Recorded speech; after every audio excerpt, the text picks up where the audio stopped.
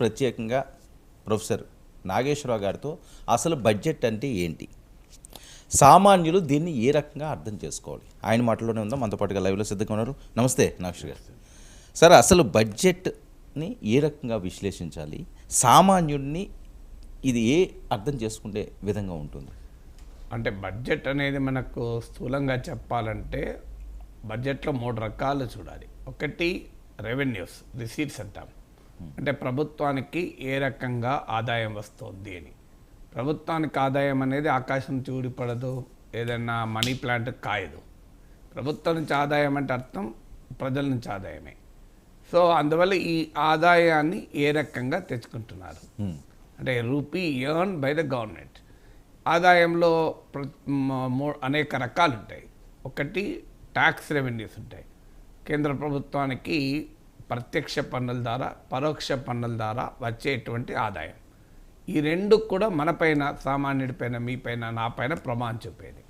ప్రత్యక్ష పన్నులకు పరోక్ష పన్నులకు మౌలికంగా తేడా ఏంటి అంటే, ప్రత్యక్ష పన్నులు అంటేనే అంటే మీ మీద పన్ను వేస్తే మీరే కట్టడం. ఇప్పుడు ఉదాహరణకు పర్సనల్ ఇన్కమ్ ట్యాక్స్ ఉంటుంది, వ్యక్తిగత ఆదాయ పన్ను. అలాగే కార్పొరేట్ ఇన్కమ్ ట్యాక్స్ ఉంటుంది, ఒక కంపెనీల పైన వేసే పన్ను. ఆ పన్ను మన పైన పడితే మనమే చెల్లిస్తాం. అంటే ఆదాయ వర్గాల పైన వేసే పన్నును ప్రత్యక్ష పన్ను అంటారు. ఇక పరోక్ష పన్ను ఏంటంటే గూడ్స్ అండ్ సర్వీసెస్ పైన, ఇప్పుడు జిఎస్టీ రూపంలో ఉంది. మన పెట్రోలు, డీజిల్ పైన ఎక్సైజ్ సుంకాలు, కస్టమ్స్ సుంకాలు, అంటే ఇవి మన పైన వేస్తే మనం ఇంకోరి నుంచి వసూలు చేసి ఇస్తాం మనం. సో వీటిని పరోక్ష పన్నులు అంటాం. ముఖ్యంగా జిఎస్టీ, ఎక్సైజ్ డ్యూటీలు, వీటిని పరోక్ష పన్నులుగా పిలుస్తాం. సో పరోక్ష పన్నులోమో నేరుగా ప్రతి ఒక్కరు కట్టాల్సిందే. మీరు సబ్బు పైన పన్నేస్తారు, ఓ బ్రెడ్ పైన పన్నేస్తారు, హోటల్ భోజనం పైన పన్నేస్తారు, ఓ రెంటల్, ఒక హాస్టల్లో పిల్లవాళ్ళు ఉంటే హాస్టల్ సర్వీసెస్ పైన పన్నేస్తారు, మీరు ఒక ఉబర్ మాట్లాడుకుంటే అది పన్నేస్తారు. ఇది ఆదాయ వర్గాలే కాదు, ప్రతి ఒక్కరు కట్టాల్సిందే. అందువల్ల ప్రభుత్వం యొక్క టాక్సేషన్ పాలసీ ఏంటి అంటే ఎవరి నుంచి ప్రభుత్వం ఆదాయం సంపాదించుకుంటోంది. సో ఉదాహరణకు ఇటీవల కాలంలో పర్సనల్ ఇన్కమ్ ట్యాక్స్ ద్వారా ప్రభుత్వం వసూలు చేసే డబ్బు పెరిగింది compared to corporate income tax. సాధారణంగా కంపెనీలు కట్టే ఇన్కమ్ ట్యాక్స్ ఎక్కువ ఉంటుంది. కానీ 2019 సెప్టెంబర్లో 10% కార్పొరేట్ ఇన్కమ్ ట్యాక్స్ని తగ్గించారు. అంటే కేంద్ర ప్రభుత్వ దానివల్ల 1,86,000 కోట్ల ఆదాయం కోల్పోయిందని 1,86,000 crores అని పార్లమెంటరీ స్టాండింగ్ కమిటీ చెప్పింది. అంటే దానివల్ల ఏమైందంటే ఇప్పుడు మనం నీలాంటి వాళ్ళు, నాలాంటి వేతన జీవులు కట్టే ఆదాయ పన్ను ద్వారా కేంద్ర ప్రభుత్వానికి ఎక్కువ ఆదాయం వస్తుంది కార్పొరేట్లు, కంపెనీలు కట్టే ఆదాయం కన్నా. సో అందువల్ల ఇలా ప్రత్యక్ష పన్నుల్లో కూడా ఎవరు కడుతున్నారు, సో ఈ పన్నుల ద్వారా ప్రజలపైన, ఎవరిపైన ఎలాంటి ప్రభావం పడుతుంది, ప్రజలపైన ప్రభావంతో పాటు ఆర్థిక రంగానికి ఏం జరుగుతుంది కూడా కీలకం. ఇప్పుడు ఏ రంగం పైన పన్ను వేస్తే ఎకానమీ దెబ్బతింటుంది. ఉదాహరణకు బ్రెడ్ పైన పన్ను వేయాలా, బీర్ పైన పన్ను వేయాలా? సో పెట్రోల్, డీజిల్ పైన పన్ను వేస్తే ప్రయోజనమా, ప్రభుత్వానికి ఆదాయం రావచ్చు, కానీ అన్ని రకాల వస్తువుల ధరలు, సేవల ధరలు పెరుగుతాయి, ఎందుకంటే అది రవాణా ఇంధనం కనుక. సో అందువల్ల మీకు థర్మల్ బొగ్గు పైన పన్ను వేయాలా, లేకుంటే సోలార్ పవర్ పైన పన్ను వేయాలా? అంటే ఒక విస్తృతమైన సామాజిక ఆర్థిక లక్ష్యాలకు కూడా పన్నులు అనేది ఒక సాధనం. అంటే పన్నుల ద్వారా ఒక larger social and economic objectives realise కావాలి.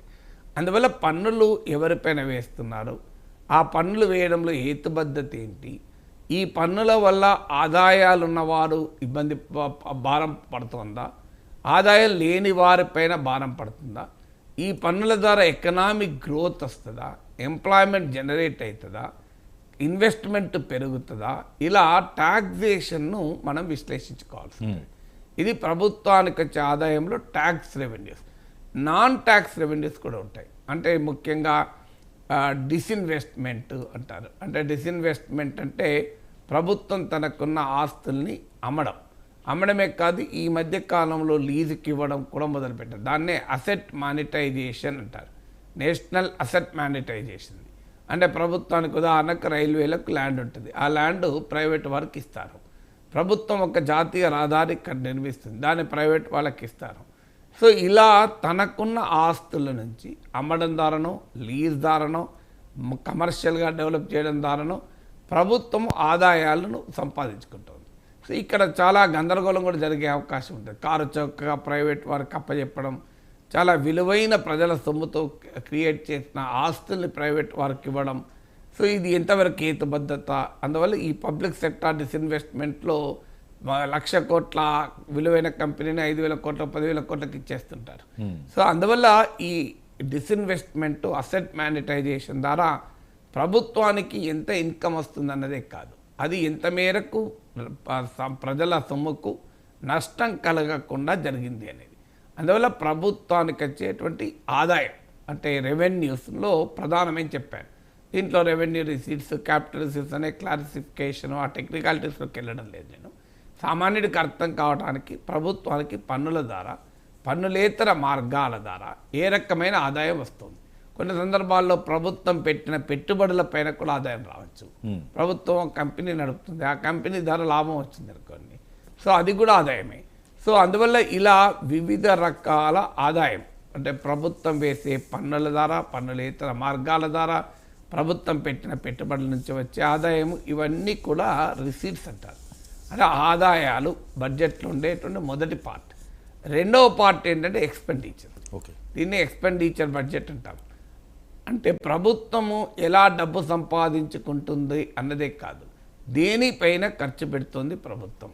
ఇప్పుడు మన కుటుంబ బడ్జెటే ఉంది, కుటుంబంలో ఎంత సంపాదించాడు అన్నదే కాదు కదా, దానిపైన పిల్లల చదువు పైన ఖర్చు పెడుతున్నాడా, కుటుంబ ఆరోగ్యం పైన ఖర్చు పెడుతున్నాడా, లేదా వాడు మందుదాటానికి ఖర్చు పెడుతున్నాడా, లేదు దాన ధర్మాల పైన ఖర్చు పెడుతున్నాడా, లేదా ఎక్కడన్నా స్పెక్యులేటివ్గా ఇన్వెస్ట్ చేసి లాస్ అవుతున్నాడా, ప్యాకాట్ ఆడిపోతున్నదా.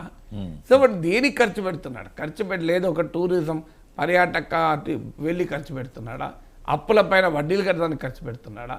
సో అందువల్ల ఖర్చు దేనిపైన పెడుతున్నాడు ఒక కుటుంబం అనే దాన్ని బట్టి ఆ కుటుంబం యొక్క ఎకనామిక్ హెల్త్ ఆధారపడుతుంది.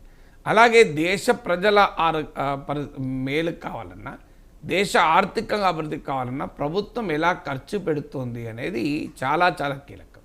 ఖర్చులు కూడా బ్రాడ్గా 2 రకాలు ఉంటాయి.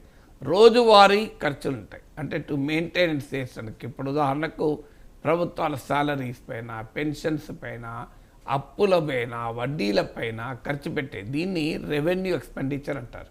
అంటే ఒక రొటీన్గా కలిగేటువంటి ఆదాయం, అది కొత్తగా ఆదాయాన్ని సృష్టించదు, కొత్తగా ఆస్తులను సృష్టించదు, ఉన్న వ్యవస్థల్ని మేనేజ్ చేయడానికి అయ్యేటువంటి ఖర్చు.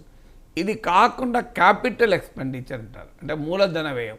అంటే ఆ ఖర్చు ద్వారా ఆదాయాన్ని రావడం. ఇప్పుడు కుటుంబానికి డబ్బులు వస్తాయి, అప్పులపైన వడ్డీలు కట్టడం ఒక రకమైన ఖర్చు, లేదు విలాసాలకు ఖర్చు పెట్టడం ఒక రకమైన ఖర్చు. ఓ పెద్ద ఫంక్షన్ చేసి ఓ 50 లక్షలు ఖర్చు పెట్టడం, లేదు నేను పైన ఒక 2 నా ఇంటికి పైన ఇంకో 2 రూములు వేసి రెంట్కి ఇచ్చుకుంటాను. సో దానివల్ల అది కూడా ఖర్చే, కానీ దానివల్ల ఆదాయం వస్తుంది. లేదు నేను ఒక కారు కొని ఒక ట్రావెల్స్కి పెడతాను, దానివల్ల ఆదాయం వస్తుంది. లేదు నేను ఒక చిన్న వ్యాపారం మొదలు పెడతాను, దానివల్ల ఆదాయం వస్తుంది. అందువల్ల ప్రభుత్వం పెట్టేటువంటి ఖర్చు రొటీన్గా అయ్యే ఖర్చా, లేదా అది ఆదాయాన్ని తెచ్చే ఖర్చా చూడాలి. ఆదాయాన్ని తెచ్చే ఖర్చును క్యాపిటల్ ఎక్స్పెండిచర్ అంటారు. అంటే ఇన్ఫ్రాస్ట్రక్చర్ పైన పెట్టే ఖర్చు, ఇలాంటిది క్యాపిటల్ ఎక్స్పెండిచర్ కిందకి వస్తుంది. అలాగే ప్రజలకు ఏ అవసరాలు ఉన్నాయి, ప్రజల అవసరాలకు తగినట్లుగా ప్రభుత్వ వ్యయ ప్రణాళికలు ఉన్నాయా, అంటే government expenditure plans are in tune with identified challenges. ఎకానమీకి ఉన్న ఛాలెంజెస్, ప్రజలకున్న అవసరాలు. ఇవాళ ఎకానమీకి ఉన్న ఛాలెంజెస్ అందరికీ తెలుసు. నిరుద్యోగం, జాబ్స్ అనేది ఒక పెద్ద ఇష్యూగా ముందుకు వస్తుంది. అందువల్ల ఈ బడ్జెట్లో చేసే ఖర్చు వల్ల యువతకు ఉపాధి దొరుకుతుందా, యువతకు ఉపాధి ఇంత మేరకు జనరేట్ అవుతుంది అని. సో అలాగే ఈ బడ్జెట్లో మరో ముఖ్యమైన ఎకనామిక్ ఛాలెంజ్ ఇన్ఫ్లేషన్, ధరలు. ఇప్పుడు సిఎస్డిఎస్లో నీతి వాళ్ళ ప్రీపోల్ సర్వేలు, పోస్ట్ పోల్ సర్వేలకు కూడా ప్రజలు చాలా స్పష్టంగా చెప్పిన 2 సమస్యలు జాబ్స్ అండ్ ఇన్ఫ్లేషన్. సో ఇన్ఫ్లేషన్కు ఏ రకంగా తగ్గించుతుంది, ఈ బడ్జెట్ ద్వారా ధరల్ని నియంత్రించడానికి ఏ రకంగా ఉపయోగపడుతుంది అని. సో ఇలా ఎకానమీలో ఉన్న ఛాలెంజెస్ను ప్రభుత్వం చేసే ఖర్చు ద్వారా మనం అడ్రస్ చేయగలుగుతున్నామా, అలాగే ప్రజలకు ఏ రకమైన సేవలు కావాలి, ఇలా ప్రజలకు కావాల్సింది విద్య, ఆరోగ్యము, వీటిపైన ఎంత ఖర్చు పెడుతున్నారు, లేదా పప్పు బెల్లాలకు ఖర్చు పెడుతున్నారా, జనాకర్షణ ఖర్చు పెడుతున్నారా, లాంగ్ టర్మ్ భవిష్యత్తు ఖర్చు పెడుతున్నారా. ఖర్చు పెట్టడం అనేది రెండు రకాలు ఉంటుంది. పిల్లలకు పుస్తకం కొనియడం ఖర్చే, పిల్లలకు చాక్లెట్ కొనియడం కూడా ఖర్చే.